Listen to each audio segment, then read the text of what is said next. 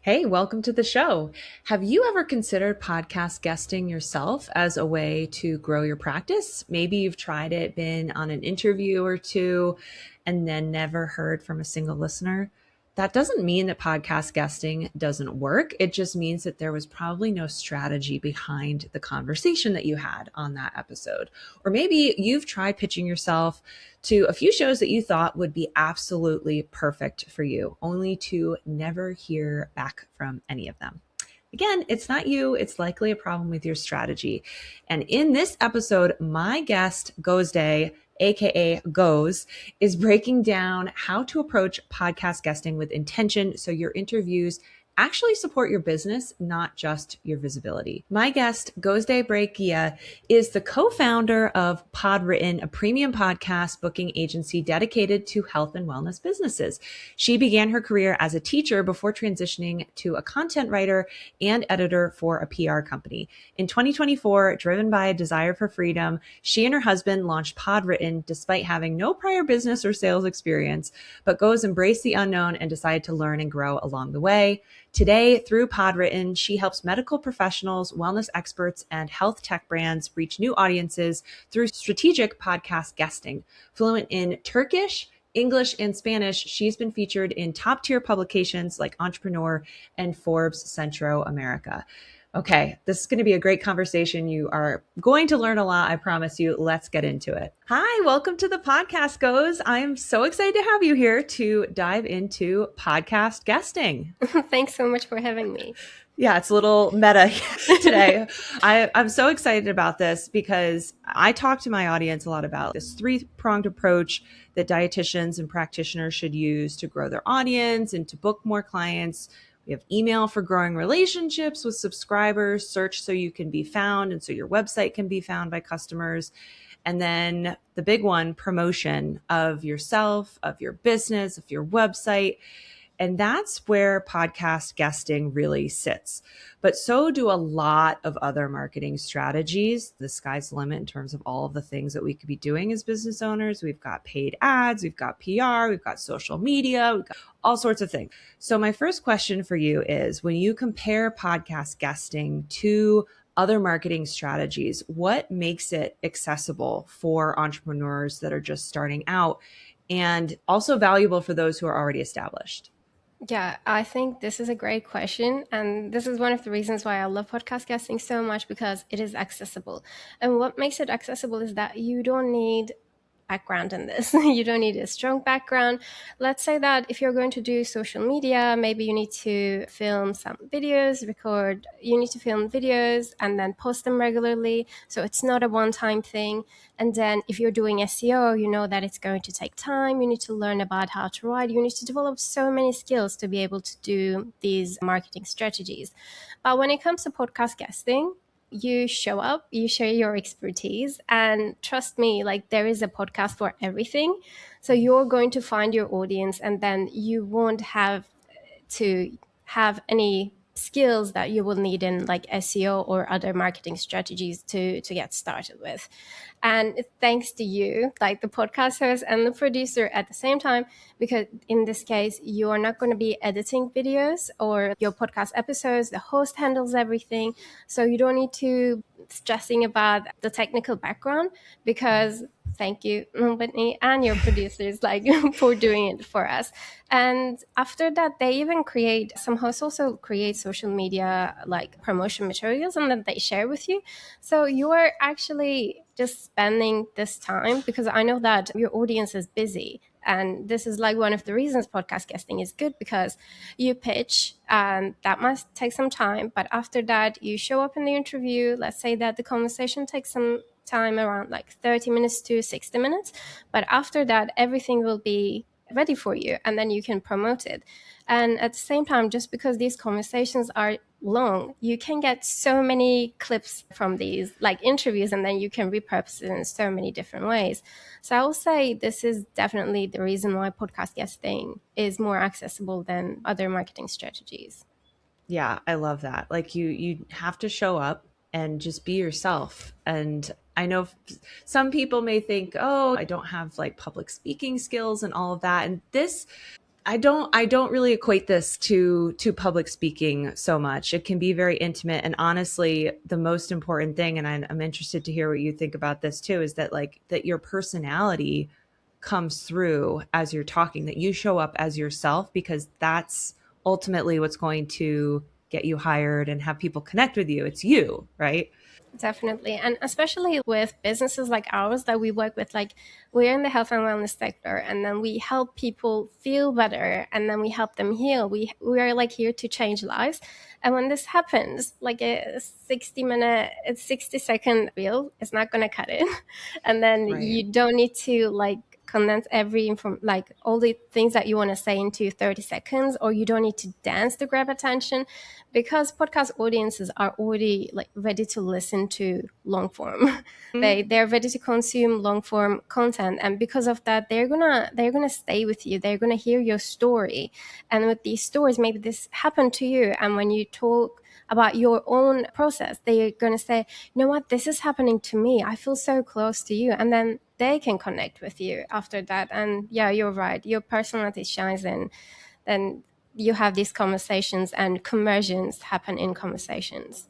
I love that. Yes, exactly. The conversation. That's what we need. It's not just Yeah. this transaction, which, like you were saying, for health and wellness folks, we don't want to be transactional. We want people to actually feel like we want to help them. We're not just trying to take their money, but and therefore it requires more connection, more trust, and long form, like you said, these not these short snippets and sound bites, but these longer form, either written or really someone hearing your voice and hearing you talk. Like it's just, it builds so much connection so quickly versus some of the other things out there. Yeah.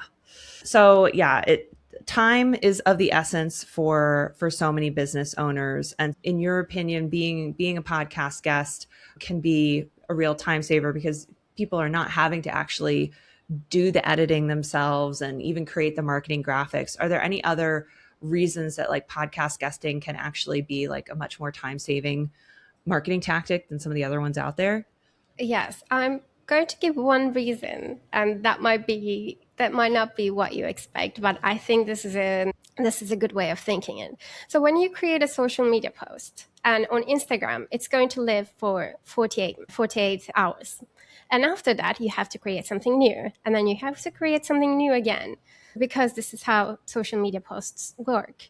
But when it comes to podcast guesting and podcasts in general, the shelf life of podcast content is way longer than that. So you can record one episode, and then you can spend 1 hour recording this episode. And after that, we mentioned that you're going to have the content for like snippets, or like for blog content, or you can share quotes. But at the same time, for what that was like 6 months after that interview is published, that interview is going to work for you.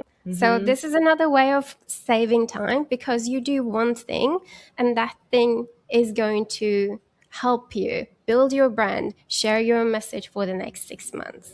And Mm-hmm. maybe more, because sometimes you're a podcast host, you can see sometimes when you look at your Yep. downloads, you get clicks to an episode that was published a year ago, and you know that people are still like listening to these things. I think that is the biggest maybe time saving part of podcast guesting. Yeah, that it's, you do it once and it's paying dividends for Yeah. sure. Yeah, and you're doing it in front of someone else's audience too. It's not like you're having to build that audience. I Oh, that think is that amazing. even That's a great point.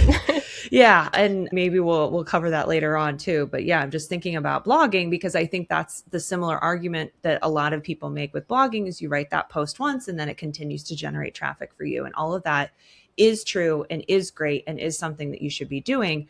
But you are building that on your website and building that traffic and building that domain authority and that audience like on your own, and you have to keep putting out content and all of that. Not saying that you shouldn't do it, but when you look at going in front of someone else's audience on a podcast, like you get all those benefits of do it once and it runs a long time, but you're doing it with someone else's audience who already put in the work to like get listeners and all of that. So yeah, Thank you for that's that for sure. again. No. Yeah, no, it spurred an idea, but yeah, I agree. The social posting is like a machine that just never sleeps. You have to keep feeding. Okay, so podcast guesting. Hopefully by now people are like, okay, all right, I was a little scared about it, but now this is sounding really good. So what are the 3 things that business owners need to succeed in podcast guesting and to get better results?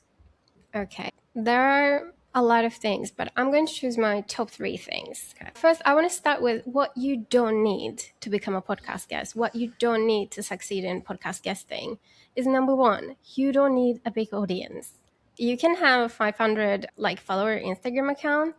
It's going to be okay. So don't think about, oh my God, I don't have a big audience, or don't think about, I don't have fancy credentials. Or think about, you might think, I'm new, I'm not established, because I listened to your episode about the challenges business owners have, and you shared some stats about the audience, and a quarter of them was new in business. So it was like less than a year. So if you're in that position, then you might have these fears. I don't have this. But focus on these things instead. Focus on what you want to achieve. This is going to be like business 101. Focus on what you want to achieve, focus on your audience, and then focus on your message. But I want to give the reason why these things are important in podcast guesting, because when you know what you want to do, you're going to select shows according to that. For example, and let's say that you want to be a thought leader in your space, and then let's say that you're a dietitian, and then you focus on weight loss. If you want to be a thought leader, you can be everywhere. You can be in these general health and wellness shows. This is going to help you because people are going to see your name in different shows. But maybe you want to generate leads. In this case, you might go after more specific shows, these niche shows. Let's say that, yes, you're a dietitian, you want to help people lose weight, but the way you do it is maybe by helping people with their emotional eating. And now you have your very niche podcast. Because podcast guesting is so niche that we once saw this show that was for yoga for dentists. So how many people listen to that show? I have no idea. But even if it's 10 people, and if you're a yoga teacher dedicated to helping dentists, you're going to find yoga people there. You're going to sell. You're going to sell to someone there. That's why I think it is important to know what you want to do. If it's generating leads, go after emotional eating shows. There are so many of them, and they are so niche. They might not be big. They might not have thousands of listeners. Even if they have 100 listeners on that show, these 100 people are struggling with the problem that they have. So let's say that, go after more broader podcasts. If you want to be a thought leader, if you want to sell a specific product, just go where these people are, just more niche shows. So that's why just knowing what you want to achieve is important. And your audience is important because, like I said, podcast guesting is so niche. So you can have a podcast for midlife for women. Yeah, you can go and speak to that. But you can also have a show about midlife for women who are trying to stop drinking. And then so if you're a weight loss expert, which one is going to help you get to your audience better? And trust me, when you come up with these keywords, then you're going to be able to find better shows. And then this is going to help you bring in clients. And this is going to help you save time, because if you don't do this part, you're going to end up being on wrong shows. And then these things are not going to convert. Then you're going to be saying, this is not working. I spent so much time, but you didn't spend time in the right place. Just planning these small details. And after that, of course, it is your message. And then what you want to say. What is your message? How are people going to remember you? What is the one key takeaway that you're going to give to them that they are going to remember at the end of the episode? They're going to go there and do it, change their lives. You're going to solve one problem for them, and then they're going to come back to you to solve their second problem. So that message is going to help you convert listeners, and then maybe help them just follow you and look for deeper connection with your brand. Yeah. So it's that first step in that process. Yeah. Sorry. Keep so I will going. say number 2 is you have to have a strategic timing in mind, because based on, again, what you want to do, you have to be strategic with your timing. For example, you're going to sell your books. You have a book launch coming up in 3 months and you want to do podcast guesting. I say good luck because let's say that if it's a paid ad, you're just going to click buy and it will be out there just doing its thing. But when it comes to podcast guesting, you have to start the outreach. You have to find these connections. And then there is the booking process, because it is going to take time. And after you record the episode, the team needs to edit this episode. Then the episode needs to be published. And based on our internal data, we've seen that the average, like from sending the first pitch to episode going live, takes about 83 days. And so you have to keep that in mind. Just it's not always the case, because sometimes recently it happened to one of our clients. She had an episode, she recorded an interview, and the next day the host published it. It was amazing, but it is so rare. Yeah, right. It is rare. So you have to know your timing. And with this, if you're promoting your book, if you have a book launch coming up, so my top tip would be start like 8-9 months before that, because then you're not gonna freak out about, oh, is this episode gonna go live before my book launches? So this is very important. And the other thing about just like knowing your goals and creating a time strategy around your podcast guesting is, let's say that if you're promoting, let's say you have a workshop coming up. Workshop isn't a repetitive event, so it's going to happen once. In that case, maybe podcast guesting might not help you, because of the reasons that I mentioned. It takes time. And like I said, once it's recorded and people are going to listen to it in 6 months, and that workshop isn't available anymore. So I think podcast guesting works with more like evergreen content or offers that you're promoting. And that's why if you have a time sensitive event, and then this might not be the best approach to take, but if you're promoting your regular, your big offers, and then I think this is good. And in this case, you don't need to have a specific timeline, because these are the things that you regularly promote in your business to get new clients. Yeah. Yeah. That's great advice. Yeah, I would agree. It has been when I've sometimes tried to get on podcasts, and it's like during my promotional window, and it can feel a little stressful. And I agree. Like I would think that probably like lead magnets for a lot of practitioners, especially if they're selling more one-to-one and they're wanting to grow their email list, but maybe they don't have a group offer yet, or they don't have some kind of evergreen funnel that is like with a webinar. Although granted, I think if you have an evergreen webinar, I think that's a great thing to promote. Yeah. Any other things that you think would be like really great calls to action or CTAs for practitioners? I think you mentioned the great ones because you would want to grow your email list, because the idea is that people connect with you. And for example, if you say to them, go and check my website, they might go and check your website. They might find something. They might email you, yes, but they might not remember to do it again when they need you.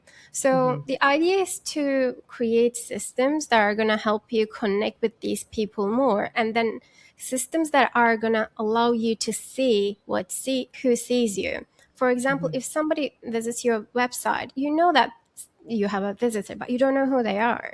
And you don't know if they are going to come back. That's why, like you mentioned, if you have a lead magnet, then it is going to help you collect the information. And next time when you have a webinar, next time when you want to launch a new product, you're going to have these people ready for you. So I will say you're losing money if your CTA is only go and visit my website. Just because of this reason. Yeah. So the whole point is that the podcast guesting is really part of a funnel. It isn't just for visibility and getting your name out there. Granted, I wouldn't expect I go on a podcast and now I have 100 new subscribers, unless that podcast has thousands and thousands of listeners and it's a very niche specific, all of that kind of stuff. So it's more of a slow trickle probably over time and all of that. But if you're literally only sharing your website, then you're really not building very much of an audience.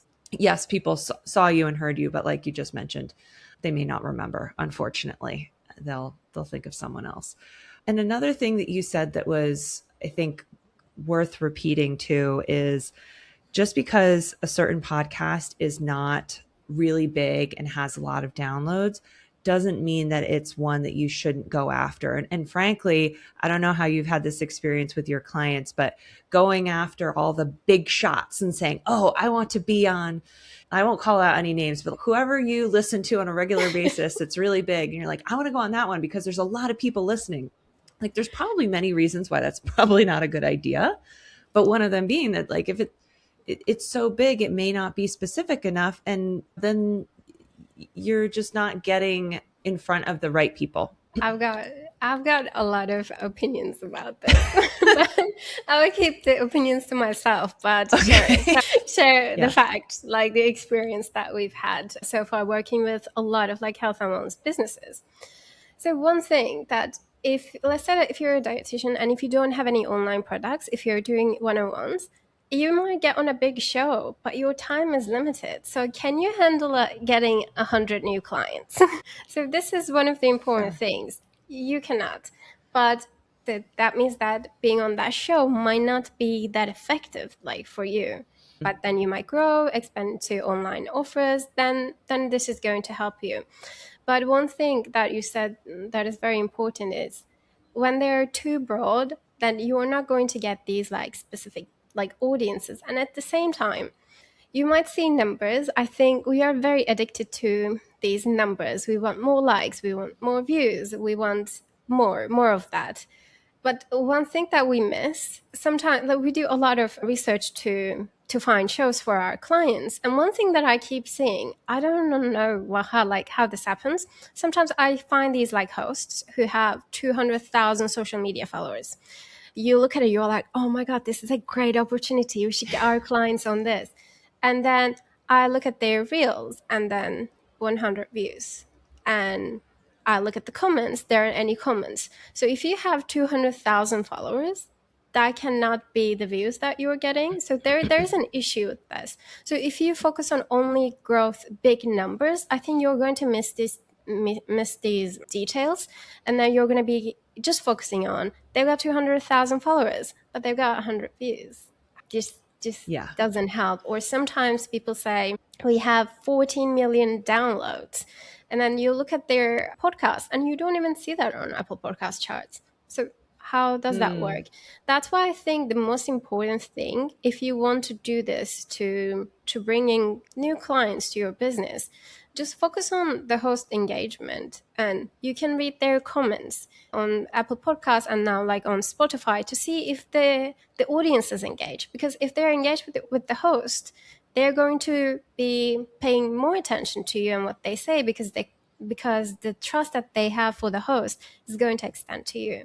So one thing, if you're going to pick a podcast, just focus on that engagement, and then focus on who they are serving. Like we mentioned, if you're just focusing on eating disorders, you can go on a small show. That's all right. But trust me, people who are struggling with this specific problem are going to be there. So it is going to be more effective than you going after a biohacking show that has, I don't know, like 5,000 downloads per episode, maybe. Yeah. And also I would say too, as you're getting started, going after and having these wins from these smaller podcasts that would be more than happy to have you. They don't necessarily have these big teams where they're fielding constant requests every day of everyone pitching to them, and they have a full calendar and they're balancing. Maybe they've got sponsors and advertisers and they've got a lot of other stuff going on. Not to say that it's not possible to get on those large podcasts. I was talking to someone, she actually had people on her podcast. She had some like big names that I was just so impressed. I think she was on their podcast. So it's possible. It's 7 degrees of Kevin Bacon. Like, I've talked to people that have been on really big podcasts. I'm sure you've gotten clients on big podcasts. So it's not to say that it's not possible, that it's not worthwhile, but especially I think for probably many people listening, this is maybe something that you haven't done before or you haven't done a lot of. It's maybe a little unfamiliar to you. And I just always think that, hey, just maybe start where you are and start with a smaller podcast. Maybe you have a friend or a colleague or a personal connection to that host, and that's the first interview that you can get. And then you can build over time and have more interviews under your belt and see how it goes. And if you're nervous on the first time, but you know that there's only like 100 listeners, then you can feel a little bit better about that as opposed to going on a proverbial stage of 5,000. So I think for all those reasons, it's just like everything in life and in business, like start where you are, and there's nothing wrong with that. And that's frankly going to be like better for you. It's going to give you more chances for success, and that the host is actually going to respond to you and want you on there. But then for all the other things you said too, follow or focus on the quality over the quantity when it comes to the podcast itself. Yeah, I couldn't agree with you more. That is so true, definitely. I will say though, in terms of numbers, and I've heard this from my own Priscilla, who is our producer, editor, and many things more in the business. She has also helped me with pitching, and that it can very much be a numbers game when it comes to just how many pitches you have to put out. I don't know if there's anything that you advice or encouragement you can give to people in terms of just keep trying. You may have to put out a lot of them. We have a different approach to this. Some people, we don't do mass emails because of so many reasons. But what we do for our clients is to send only 16 pitches a month. Okay. I know this isn't a lot.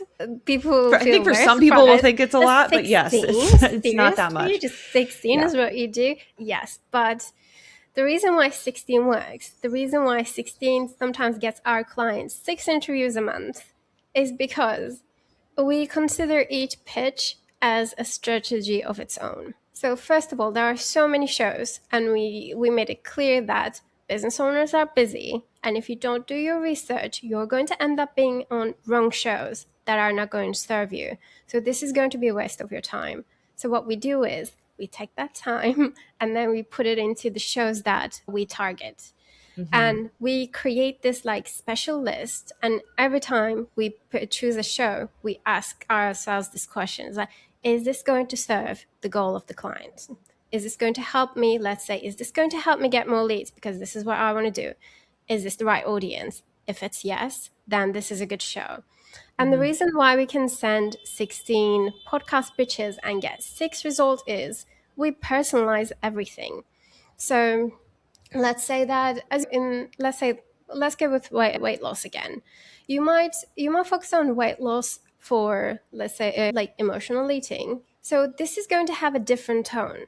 They are going to be more emotional. Maybe the personal stories are going to be better. So when we write this pitch with this specific show, the tone needs to match the audience. If I go all sciencey, if I go with biohacking this, and forget about this, if I start using these trendy words, this podcast host is not going to send me anything. But what we do is we match that tone. We say that this is our message. Our message is related to your audience this way. And then we can help them this way because this has happened to us, or we work with people who were struggling with this before, and these insights can really help them. And then you personalize this pitch. And when you do that, you know that all that time spent on this, and if you get a result, it is going to be a good result because you did your research. So we don't send mass emails because of that. 16 works for us. And I know you're busy. You can do only 4 a week. And if you do this right, you're going to get more yeses. And another reason why this works is just because you personalize it, you put time into it, and people understand the difference between a ChatGPT written email, or you put some like thought into it. They understand it. Sometimes they say no. Honestly, most of the time they say no. That's fine. But at least they they are okay to give you that minute to say no, and that they explain, oh, we're not taking guests right now, can you reach out back in again in March? And then you're Yeah. like, okay, there's an opportunity here, so we didn't lose this. Or Right. sometimes they say, oh, you know what, this, I loved your pitch, this client isn't a good fit, but we work with other people. You're like, oh yeah. And then we can say, you know what, actually this client might be a better fit for you. So that no becomes a yes, just Yeah. because we put that time into that personalization. So what I say is, you don't need to send 100 emails. You can relax. You can just send 16 and it works. I love that. That's great. Again, quality over quantity, man. So, for anyone who's listening and wants to pitch their very first podcast, you guys have a framework, the RISE framework, RISE. So, can you just explain that about like how that would guide them to send out a pitch maybe even this week? Yeah. So the RISE framework is not only like sending the pitch, but it is the entire process. So Okay. R is research relevant shows that we does, but I'm going to give you my like quick tips to find shows more easily. Okay. Is check your competitor's website. Because they sometimes have these like media section or podcast sections where they put all of their podcast interviews. And if you're in the same business, it is going to be an amazing list for you. This is a great way of doing it. And if you're very invested in podcast guesting and you want to take it more seriously, you can invest in platforms like Podseeker or like PodEngine, where you can type keywords and then you can find shows, then you can get a bit more information about their audience and the size. So research the shows and research them based on what we spoke before, based on your goals and your audience and the message you have. Okay. And after that, you need to identify your unique angle. So everybody is talking about weight loss. What is your difference? I know this is a difficult question to answer. Sometimes you might think that everything has been said. I don't have anything new. That's true. But no one has lived your life. No one has experienced that. You have. So you can lean into your personal story to make yourself different. If you, let's say that if you're feeling that you don't have the credentials, you're just starting out, just put out a quick survey, like for example, like you did, 60 people tells you about their issues, and then you can say, I spoke with 60 people and here's what I've learned. These are going to help you stand out, create these like unique angles. And once you have the show, you already have your message clear, and then you have your unique angle, then you start writing your personalized pitch. So when we say, and this is send personalized pitches, as in our RISE framework, a personalized pitch isn't just like changing the name. It's about matching your tone to the audience of the show, like we mentioned before, and maybe referencing to past episodes or past guests that people had.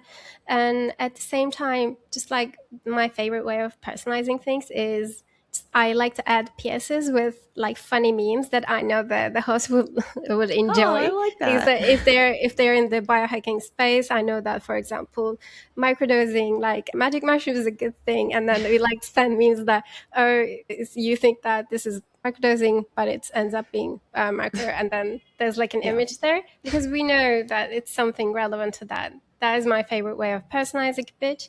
And the last important thing to do is you employ strategic storytelling. So we talked about it. Podcast guesting is like a conversation, but you're not here to have a conversation. You're also here to sell a product, because you want your business to go big, and then you can do what you're passionate about. This your business will help you live the Yeah. life you want to live.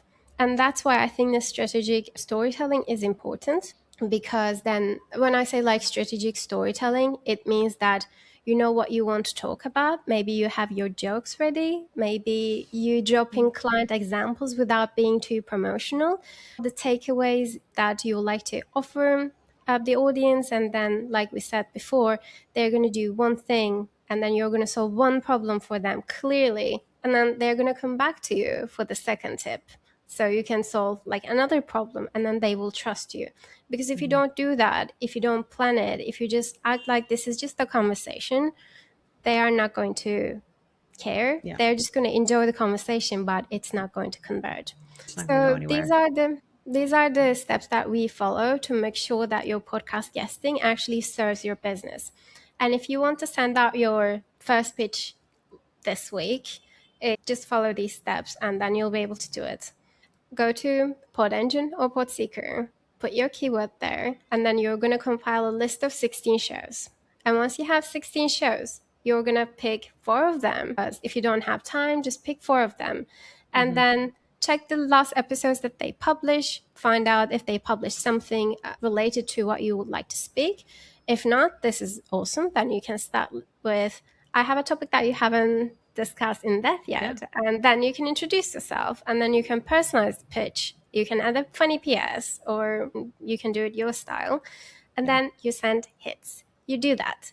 Don't be afraid to get a no. You're going to get that, but it's okay. Actually, we're always happy to get a no, because we are like, oh my God, they cared enough to say no. They read the email. Yeah, exactly. It takes more actual.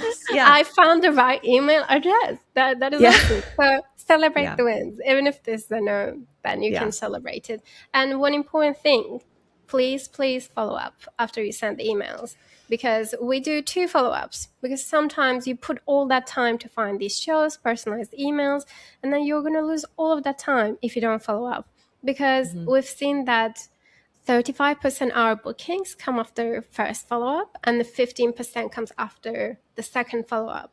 Please follow up. It is easy. Just provide more value. Say, as you considered me as a guest, I wanted to share a bit more about what I would like to cover.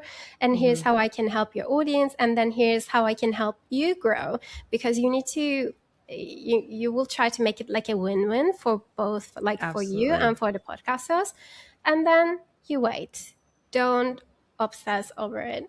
Don't feel obsessed. Just let it go. You've done what you needed to do, and then you wait and you repeat. So these are the steps that you should be following.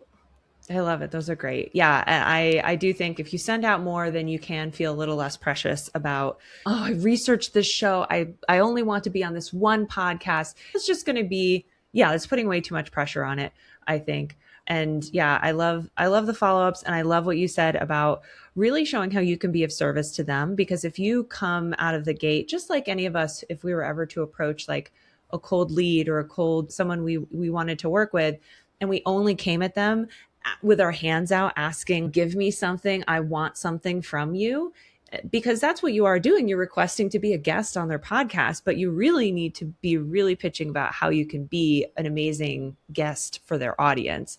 We've definitely had pitches, not too many. We usually get really great pitches, but had a few people that just phoned it in. They like said nothing. It was like 2 words in the pitch of what they were saying in our form. And it's just, if you're not taking enough time to even let me know if this is going to be a good, because I also have to, as the host, I have to talk to you for a little while. I don't want it to feel weird or awkward. And if I start getting this vibe that it's going to be like me pulling teeth, or you're going to be unprofessional and it's not going to feel like a good experience for my listeners, then I really don't want that. So the more that you can, put all of that, everything you just said, I'm just more like underscoring as a host myself that yes, I agree with everything you said. So all good. Okay. This has been really wonderful. We've covered a lot of ground. I'm sure there's a lot more to cover. I know you have some great resources for folks if you want to just quickly share about them. We're going to have all your links and all of the links in the show notes, but where can people go to learn a little bit more, get a little bit more from you, or even potentially work with you guys to have you do their pitching? I can say that everything I mentioned in this episode is also in a guide where you can find it at podwritten.com/podcast guesting. If you head to there, and then you're gonna see all the information I shared, and with templates that you can use, the pitches that we send out to get big wins for our clients, you can actually see them. And Oh, then you amazing. can That's great. you Yeah. can personalize these templates that we have to create your own strategy. And there are like more tips that you can use. And at the same time, if you feel like you need more information, maybe you would like to personalize the strategy, not by just reading it from a guide, but if you would like my help, we also have a DIY course where we teach you literally everything that we do at PodWritten. You can go and do the same. And then we also give you the tools, like we give you a list of podcasts you can be on. We create your unique angle and speaking topics. So all you have to do is basically handle the outreach, and you can check out our DIY course too. Awesome. Thank you. Wonderful. Ghost, thank you so much for being here and for sharing so much. I think this was really just full of lots of inspiration as well as really practical advice. So thank you. Thanks so much for having me again and for the opportunity. Thank you so much for tuning in to today's episode of The Growth Show, and a huge thank you to Goz for all of the really amazing information that you shared about podcast guesting, podcast pitching, and all the strategies that we can employ to make sure that it is really successful for us. No matter where you are in your business, this can be something that can be really useful for you to add on as a marketing strategy that doesn't have to take a lot of time or effort or energy and really pay off big time as you go. So you can learn all about podcast guesting and get more details, like Goz mentioned, of the resource that she has. She also has this course on her website. You can go to all of those links in the show notes to connect with her. And of course, if you would like their help with doing the pitching and outreach, you can do that as well. So thank you once again for listening. Thank you, Goz, for being here. And I will see all of you in the next episode.